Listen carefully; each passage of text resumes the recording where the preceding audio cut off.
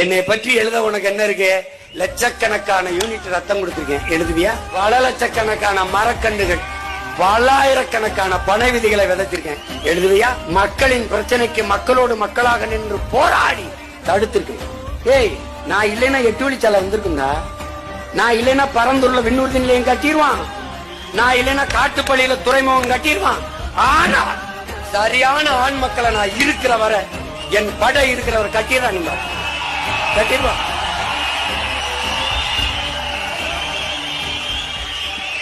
வாய்ப்பில்லை ராஜா.